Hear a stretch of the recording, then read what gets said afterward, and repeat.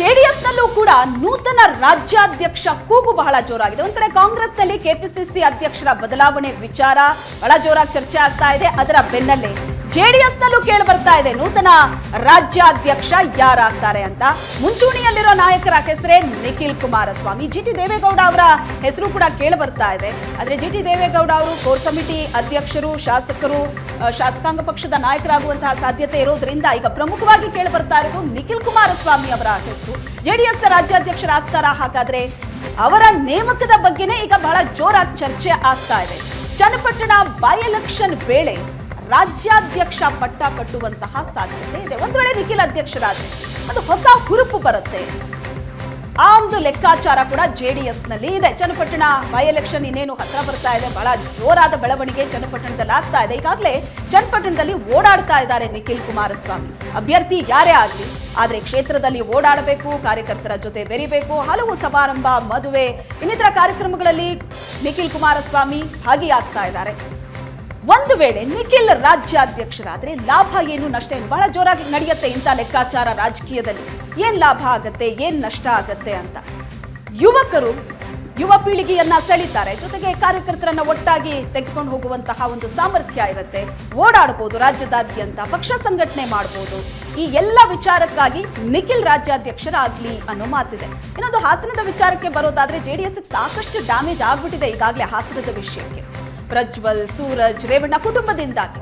ಹಾಗಾಗಿ ಹಾಸನದಲ್ಲಿ ಮತ್ತೆ ಪಕ್ಷವನ್ನ ಸಂಘಟಿಸಬೇಕು, ಮತ್ತೆ ಹಾಸನದ ಮತದಾರರನ್ನ ವಿಶ್ವಾಸಕ್ಕೆ ತಗೋಬೇಕು ಅಂತಹ ಒಂದು ಟಾಸ್ಕ್ ಕೂಡ ನಿಖಿಲ್ ಕುಮಾರಸ್ವಾಮಿಗೆ ಈಗಾಗಲೇ ಕೊಟ್ಟಿದ್ದಾರೆ ಅಂತಾನೆ ಹೇಳ್ಬೋದು. ಆ ಟಾಸ್ಕ್ ಕೂಡ ಫುಲ್ಫಿಲ್ ಆಗತ್ತೆ ಅನ್ನೋ ದೃಷ್ಟಿಯಲ್ಲಿ ನಿಖಿಲ್ ರಾಜ್ಯಾಧ್ಯಕ್ಷರಾಗ್ಲಿ ಅನ್ನೋ ಮಾತು ಕೂಡ ಇದೆ.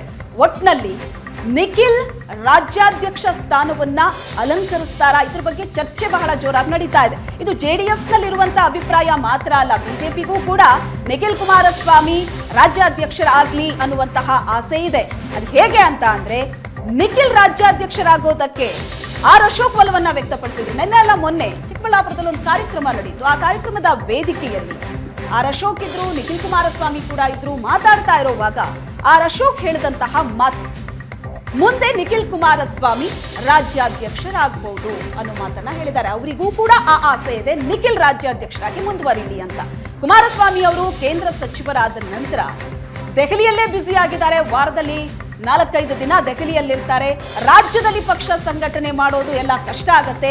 ಆ ಕಾರಣಕ್ಕಾಗಿ ನಿಖಿಲ್ ಪಟ್ಟ ಕಟ್ಟಬೇಕು ಅನ್ನೋದರ ಬಗ್ಗೆ ಕುಮಾರಸ್ವಾಮಿ ಓಡಾಡ್ತಾ ಇದ್ದಾರೆ. ಆ ಒಂದು ಚರ್ಚೆ ಈಗ ಜೆಡಿಎಸ್ ಅಲ್ಲಿ ನಡೀತಾ ಇದೆ.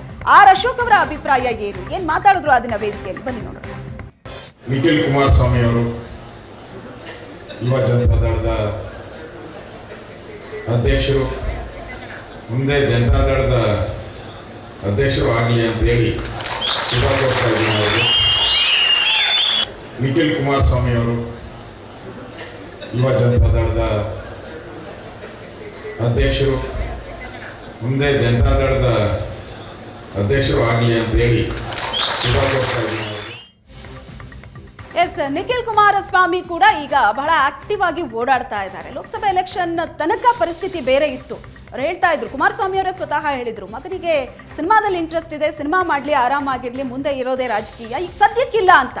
ಆದರೆ ಲೋಕಸಭಾ ಎಲೆಕ್ಷನ್ ಆಯಿತು, ರಿಸಲ್ಟ್ ಬಂತು, ಗೆದ್ರು ಮಂಡ್ಯದಿಂದ ಕುಮಾರಸ್ವಾಮಿ, ಕೇಂದ್ರ ಸಚಿವರು ಆದ್ರು. ಈಗ ಅವರ ಮಾತು ಬದಲಾಗಿದೆ. ರಾಜಕೀಯವಾಗಿ ನಿಖಿಲ್ ಕುಮಾರಸ್ವಾಮಿ ಮುಂದೆ ಬರಬೇಕು ಅನ್ನೋ ಮಾತನ್ನ ಹೇಳಿದ್ರು. ಕೇಂದ್ರ ಸಚಿವರಾಗಿ ದೆಹಲಿಯಿಂದ ಮೊದಲ ಬಾರಿ ಕರ್ನಾಟಕಕ್ಕೆ ವಾಪಸ್ಸಾದ ನಂತರ ಒಂದು ವೇದಿಕೆಯಲ್ಲಿ ನಿಂತು ಮಾತಾಡುವಾಗಲೂ ಕೂಡ ಕುಮಾರಸ್ವಾಮಿ ಇದೇ ಮಾತನ್ನ ಹೇಳಿದ್ರು.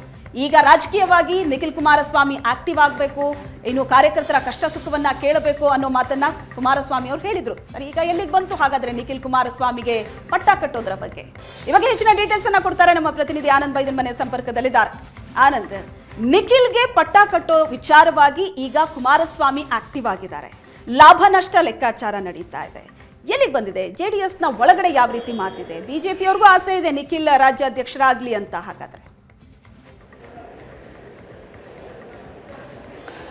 ಎಸ್, ಲೋಕಸಭಾ ಚುನಾವಣೆಯ ಬಳಿಕ JDSನ ಕಾರ್ಯಕರ್ತರಲ್ಲಿ ಒಂದು ರೀತಿ ಉತ್ಸಾಹ ಕಂಡು ಬರ್ತಾ ಇದೆ. ಯಾಕೆಂತಂದ್ರೆ ಲೋಕಸಭಾ ಚುನಾವಣೆಯ ಫಲಿತಾಂಶದ ಕಾರಣಕ್ಕಾಗಿ ಹಳೆ ಮೈಸೂರು ಭಾಗದಲ್ಲಿ ದೊಡ್ಡ ಮಟ್ಟದಲ್ಲಿ JDSಗೆ ಬೇಕಾಗಿರ್ತಕ್ಕಂಥ ಶಕ್ತಿ ತುಂಬುವ ಪ್ರಯತ್ನ ಕೂಡ ಆಗಿದೆ. ಆ ಕಾರಣಕ್ಕಾಗಿ 2 ಸಂಖ್ಯೆಯಲ್ಲಿ ಸ್ಥಾನಗಳನ್ನು ಗೆದ್ದಿದ್ರೂ ಕೂಡ ಬಹುತೇಕ 50 ವಿಧಾನಸಭಾ ಕ್ಷೇತ್ರಗಳ ವ್ಯಾಪ್ತಿಯಲ್ಲಿ JDSಗೆ ಒಂದು ಪೂರಕವಾಗಿರ್ತಕ್ಕಂಥ ನೆಲೆ ಕಂಡುಕೊಳ್ಳಿಕ್ಕೆ ಮತ್ತು ನೆಲೆಯನ್ನು ಇನ್ನಷ್ಟು ವಿಸ್ತರಿಸಿಕೊಳ್ಳಿಕ್ಕೆ ಬೇಕಾಗಿರ್ತಕ್ಕಂಥ ಅವಕಾಶಗಳು ಸೃಷ್ಟಿಯಾಗಿದೆ ಅನ್ನುವಂಥ ರಾಜಕೀಯ ವಿಶ್ಲೇಷಣೆ ಇದೆ.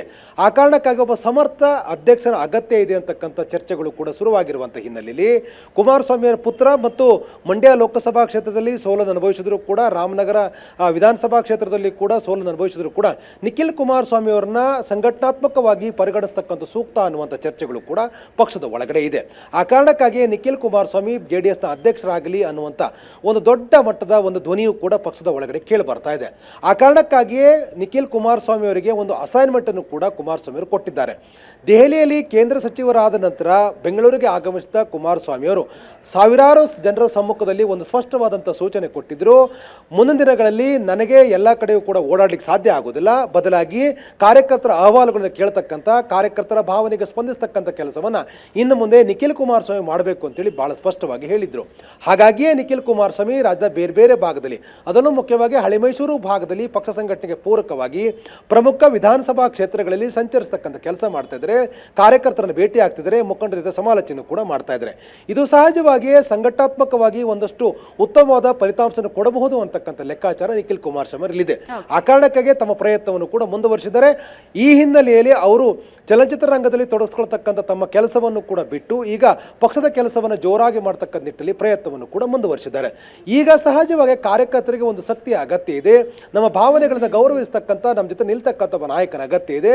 ಆ ಕಾರಣಕ್ಕಾಗಿ ಸಂಘಟನಾತ್ಮಕವಾಗಿ ನಿಖಿಲ್ ಕುಮಾರಸ್ವಾಮಿ ಸೂಕ್ತ ಅನ್ನುವಂಥ ಅಭಿಪ್ರಾಯವನ್ನು ಕಾರ್ಯಕರ್ತರು ಕೂಡ ವ್ಯಕ್ತಪಡಿಸ್ತಾ ಇದ್ದಾರೆ. ಆದರೆ ಇವೆಲ್ಲವೂ ಕೂಡ ತೀರ್ಮಾನ ಆಗಬೇಕು ಅಂದರೆ ಮಾಜಿ ಪ್ರಧಾನಿ ದೇವೇಗೌಡರು ಸೂಕ್ಷ್ಮವಾಗಿರ್ತಕ್ಕಂಥ ಲೆಕ್ಕಾಚಾರದ ಮೇಲೆ ದೂರದೃಷ್ಟಿಯ ಒಂದು ತೀರ್ಮಾನವನ್ನು ತೆಗೆದುಕೊಳ್ಬೇಕಾಗತ್ತೆ.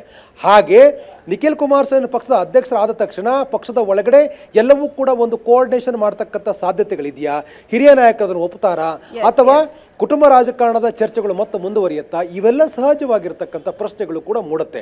ಇವೆಲ್ಲವನ್ನು ಕೂಡ ಅಳೆದು ತೂಗಿ ದೇವೇಗೌಡರು ನಿರ್ಧಾರವನ್ನು ತೆಗೆದುಕೊಳ್ಳುವ ತನಕ ಕೂಡ ಈ ಚರ್ಚೆ ಮುಂದುವರಿತದೆ. ಒಂದೊಂದು ಸ್ಪಷ್ಟವಾಗಿದೆ, ರಾಜಕಾರಣದಲ್ಲಿ ಒಂದಷ್ಟು ಆಸಕ್ತಿಯನ್ನು ನಿಖಿಲ್ ಕುಮಾರಸ್ವಾಮಿ ಹೆಚ್ಚಿಸಿಕೊಳ್ತಾ ಇದ್ದಾರೆ ಮತ್ತು ಸಂಘಟನಾತ್ಮಕವಾಗಿ ಪಕ್ಷವನ್ನು ಕಟ್ಟುವ ನಿಟ್ಟಿನಲ್ಲಿ ಒಂದು ಪ್ರಯೋಗಶೀಲವಾಗಿರ್ತಕ್ಕಂಥ ಪ್ರಯತ್ನಕ್ಕೆ ಕೂಡ ಅವರು ಮುಂದಾಗಿದ್ದಾರೆ. ಅದು ಯಶಸ್ವಿ ಆಗುತ್ತೆ ಅನ್ನೋದನ್ನು ನೋಡಬೇಕಾಗಿದೆ. ಎಸ್, ಥ್ಯಾಂಕ್ ಯು ಆನಂದ್, ನಿಮ್ಮೆಲ್ಲ ಡೀಟೇಲ್ಸ್. ಇದು ಸದ್ಯಕ್ಕೆ ನಡೀತಾ ಇರುವಂತಹ ಬೆಳವಣಿಗೆ, ರಾಜ್ಯದ ರಾಜಕೀಯದಲ್ಲಿ ಆಗ್ತಾ ಇರುವಂತಹ ಬೆಳವಣಿಗೆ. ಆದರೆ ಈಗ ನೇರವಾಗಿ ದೆಹಲಿಗೆ ಹೋಗೋದಾದ್ರೆ ಚನ್ನಪಟ್ಟಣದ ಪಾಲಿಟಿಕ್ಸ್ ದೆಹಲಿಯಲ್ಲಿ ನಡೀತಾ ಇದೆ. ಹೇಗೆ CPY ಮತ್ತು HDK ದೆಹಲಿಯಲ್ಲಿ ಭೇಟಿಯಾದರು. ಚನ್ನಪಟ್ಟಣ ಕ್ಷೇತ್ರದ ಬೈ ಎಲೆಕ್ಷನ್ ವಿಚಾರದ ಕುರಿತಂತೆ ಏನ್ ಚರ್ಚೆ ಆಯಿತು, ಹಾಗಾದ್ರೆ ಅದ್ರ ಬಗ್ಗೆ ಕಂಪ್ಲೀಟ್ ಡೀಟೇಲ್ಸ್ ಅನ್ನ ಕೊಡ್ತೀನಿ. ಒಂದು ಚಿಕ್ಕ ಬೇಕಾಗುತ್ತೆ.